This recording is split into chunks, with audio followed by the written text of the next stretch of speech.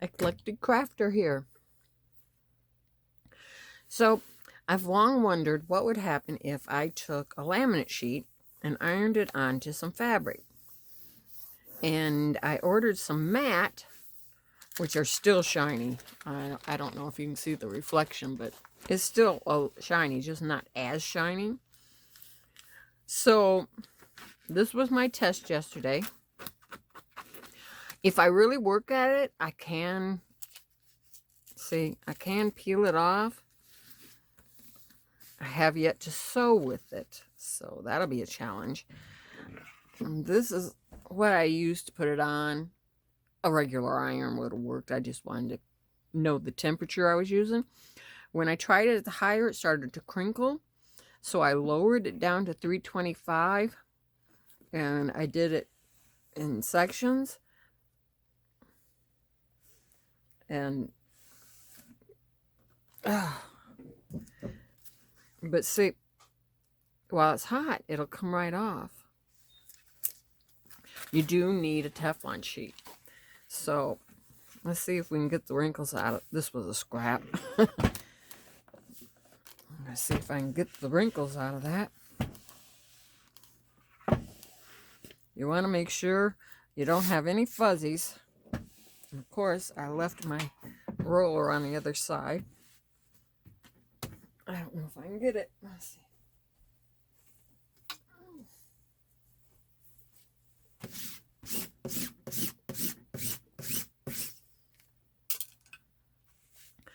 Okay, ironed it smooth.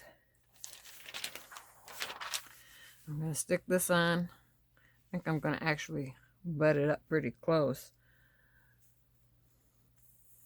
because I'll think of something to use this for. This was just a test, and I thought, I'm going to share this. Somebody else might think this is a cool idea. So this is 20 seconds at 325 with my easy press. Well, it's not technically an easy press. Wannabe, how's that? Cost me a lot less than an easy press.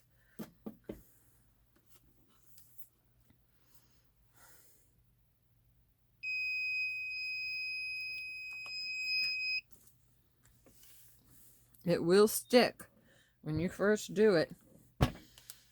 I did it with an ironing motion for part of it yesterday, and I think that actually worked better. But if you've got a heat press that you want to lower down, you want to see what kind of effect it's going to have. So this one we're just setting.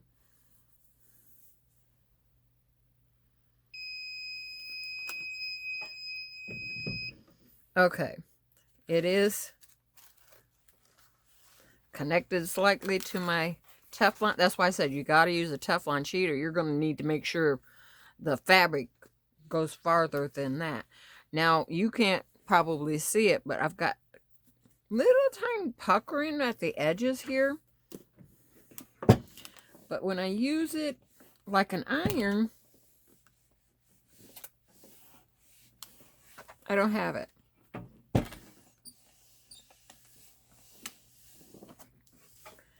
So, well, I just did that on myself.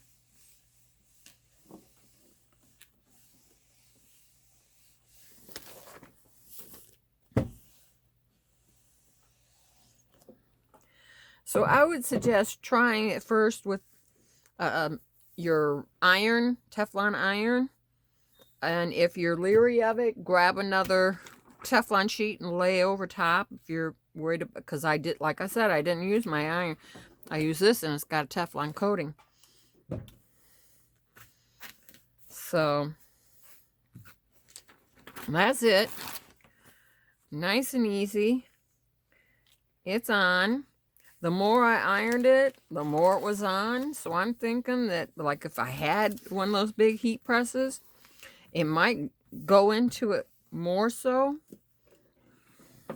Or if I left it a little longer. I just know that it doesn't take a lot of heat. I could probably lower this down a little more and leave it longer.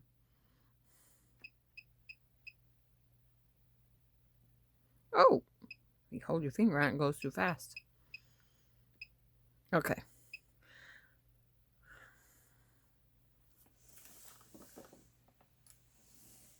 Experiment. My next experiment is to take this that I have laminated, and I'm going to cut it and try to sew it up with something.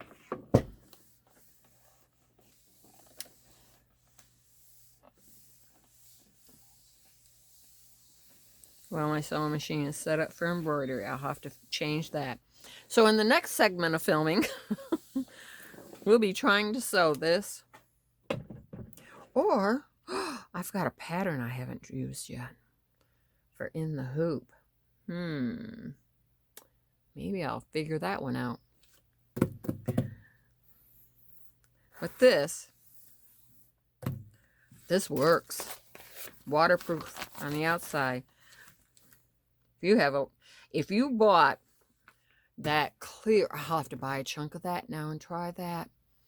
You know, the clear vinyl that you can sew with, make little pouches or whatever. If you got the thinner stuff, the lighter weight stuff, that's a nice wide sheet. Because I was just thinking, what if you wanted to make placemats bigger than this? I bet that would iron on, melt into it. You just need it to melt into it enough to adhere. I mean, technically glue it on, but this is cooler. Don't think you can wash this, okay? Just saying, don't wash it. That is nice. That worked out well. So thank you for joining me for my little bitty itty bitty craft notion. Bye-bye.